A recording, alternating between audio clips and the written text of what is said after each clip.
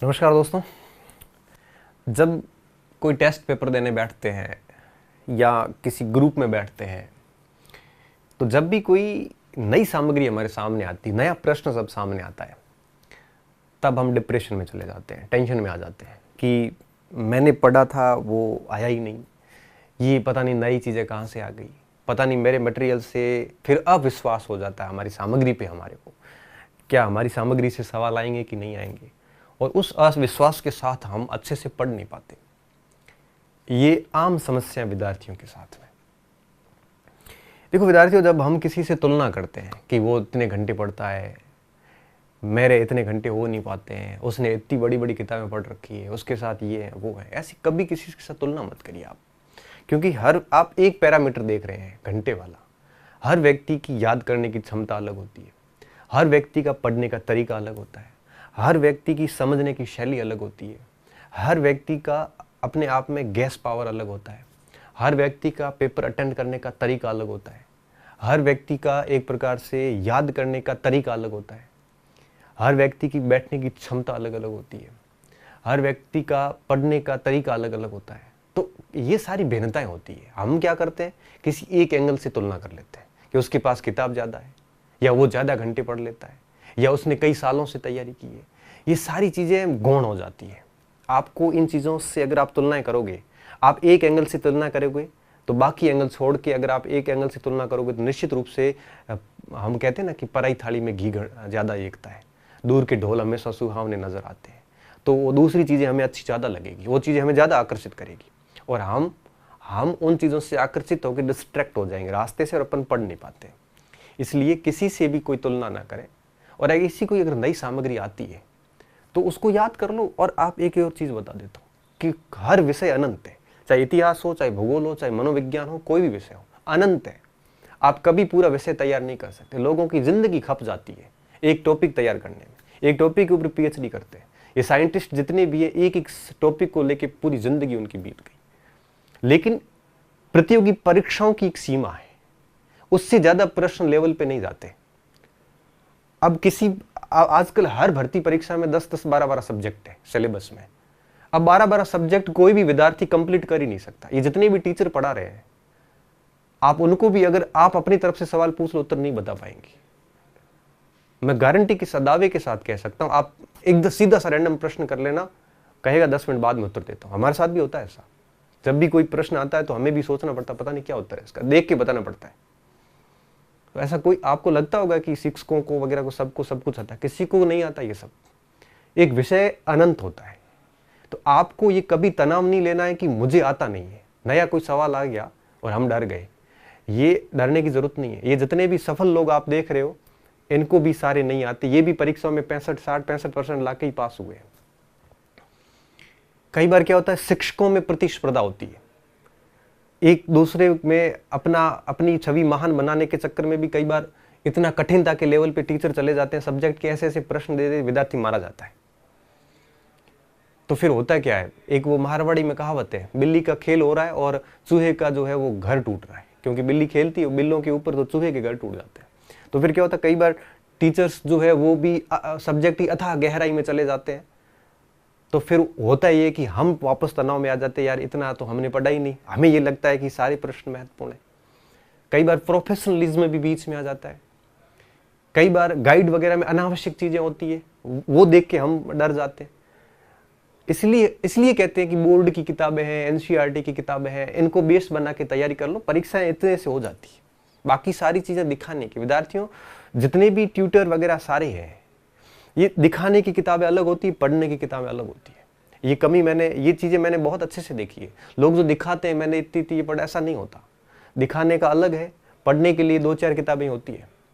तो आपको इन चीजों में बिल्कुल तनाव नहीं लेना। आप जब पेपर देखोगे, आगे अभी रीट के एग्जाम्स है, फर्स्ट ग्रेड के कॉलेज के एग्जाम है, आप पेपर देखना, आप देखोगे उसमें पाओगे कि अरे तो कुछ था ही नहीं। आप यूं ही इतने तनाव में रहे, आप फालतू के ही एक प्रकार से डिप्रेशन में चले गए। वो सिर्फ इस कारण चले गए कि आपने कहीं से भी थोड़ा कठिन सवाल देख लिया। लोग जनरली, एक ह्यूमन प्रवृत्ति होती है, हम क्या करते हैं, हम ऐसा प्रश्न बनाते हैं जो हमें नहीं आता है। ये मानवीय प्रवृत्ति। मैं अगर आपको कहूंगा कि आप मुझे कुछ सवाल पूछो, तो आप वही पूछोगे ना जो आपको नहीं आता। तो फिर प्रश्न जनरली वही पूछे जाते जो उसको खुद को नहीं आते। तो जो ऐसे प्रश्न कितने होते परीक्षा में? 5%। ऐसे 5% कठिन सवालों के चक्कर में हम हमारी 95% की तैयारी बिगाड़ देते हैं। इसलिए मैं कई बार कहता हूं सोशल मीडिया के इन प्रश्नों से वगैरह से दूर रहें। क्यों? ये लोग क्या करते हैं, ये ऐसे कठिन सवाल देके उस विषय के प्रति एक ऐसा भय पैदा करते हैं कि आप उनके पास जाओ। तो आप विद्यार्थी वर्ग उसको समझ नहीं पा रहा है। अगर आपको सब्जेक्ट गहराई में जाना तो आप जाइए, आप स्टेप टू स्टेप जाइए, धीरे धीरे धीरे धीरे धीरे धीरे धीरे आप पढ़ते जाओगे तो धीरे धीरे अपने आप गहराई आएगी। लेकिन आप अगर चाहते हो कि मैं एक ही दिन में गहराई, तो वो नहीं हो पाएगा। परीक्षाएं पास करने के लिए आराम से 12वीं तक की जो किताबें होती है उसको बेस बना के अगर ढंग से तैयारी की जाए, जैसे 12वीं तक का जो मैटर है उसमें 2-4 बातें और एक्स्ट्रा पढ़ी जाए, जैसे अक्षांश देशांतर रेखाएं 12वीं में है, 11वीं में है कहीं पे, वहाँ 5 विशेषताएं, तो आप थोड़ी 2-3 और विशेषता याद कर लो। बस यहां तक ही एग्जाम्स में पूछा जाता है, इससे ज्यादा नहीं पूछे जाते। तो आप ऐसे सोशल मीडिया पे ऐसे अजीबोगरीब सवाल आते हैं, उनसे डरे नहीं, क्योंकि कई लोग प्रतिष्ठा के लिए सवाल देते हैं, कई लोग अपनी दूसरी टीचर्स की प्रतिस्पर्धा के कारण टफनेस बढ़ती जाती है। ये बगाड़ दिया सारा कुछ इस सोशल मीडिया, यूट्यूब वगैरह ने।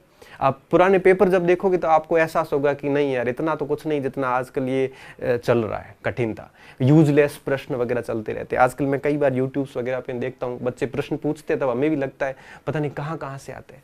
अब एक आजकल जिला दर्शन नया चल रहा है। अब मैंने बाड़मेर जिला दर्शन एक बार किसी बच्चे ने, तो बाड़मेर में ऐसे ऐसे किले बता दिए जो बाड़मेर में है ही नहीं।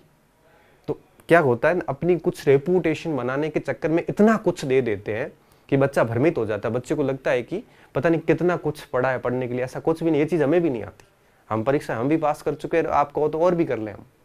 ऐसा कुछ भी नहीं है। कंटेंट अच्छा याद रखो, बढ़िया चीज़ें याद रखो। फालतू चीज़ें अगर याद करोगे तो ये तो सागर है, इसमें कितना कुछ याद करोगे, इसकी कोई सीमाएं नहीं, अनंत है ये। इसलिए पुराने पेपर्स को देखोगे तो आपको पता चल जाएगा कि इतना कुछ नहीं है जितना इन्होंने माहौल सभी ने बना रखा है। डरने की कोई ज़रूरत नहीं है। 12वीं तक की किताबों को बेस बनाइए और सामान्य एक किताब, हर सब्जेक्ट की बढ़िया किताब रखिए और उसको बढ़िया तैयार कर लीजिए। जैसे पॉलिटी है तो लक्ष्मीकांत है या वाणी प्रकाशन की एक किताब आती है, उससे सवाल बाहर नहीं जाता, वो तैयार कर लो, बाकी लाने की कोई जरूरत नहीं। ज्योग्राफी की कोई एक आधी किताब ले लो 11वीं-12वीं तक की, और एक किताब ऑथेंटिक। तो 12वीं तक की किताबें प्लस हर सब्जेक्ट की एक ऑथेंटिक किताब रख लो। इससे ज्यादा कुछ नहीं। ये भी मैं बहुत ज्यादा बता रहा हूँ, इनमें से परीक्षाएं हो जाती है, बाकी सारी चीजें कुछ भी नहीं है।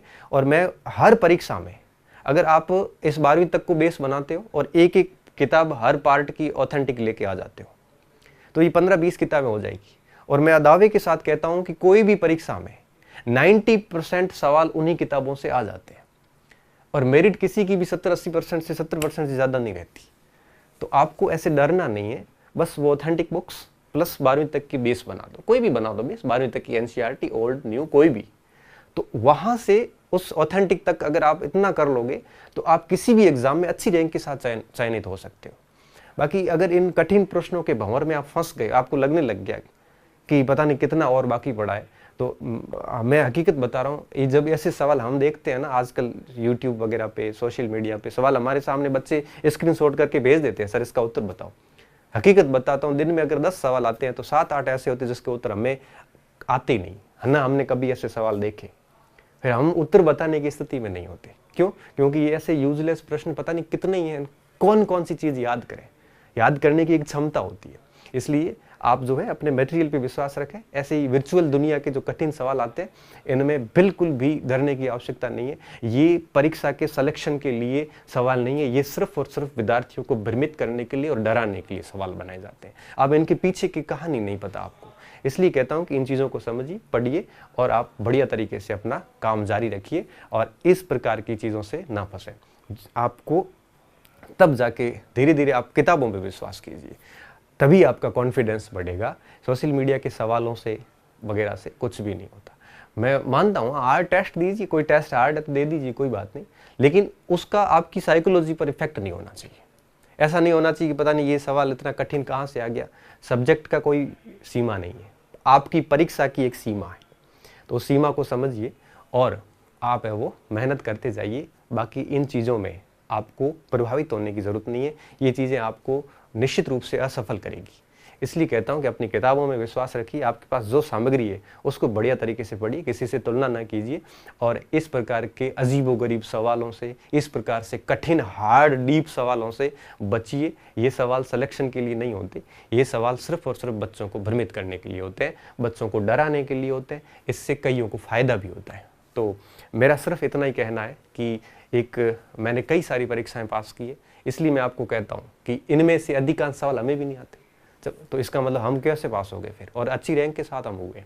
तो आपको डरने की ज़रूरत नहीं है, जो मटेरियल है उसको बढ़िया पढ़िए। धन्यवाद विद्यार्थियों, अच्छे रहिए, मस्त रहिए और बिना डरे हुए जो आपके पास मटेरियल है उसका विश्वास करते हुए पढ़ते रहिए।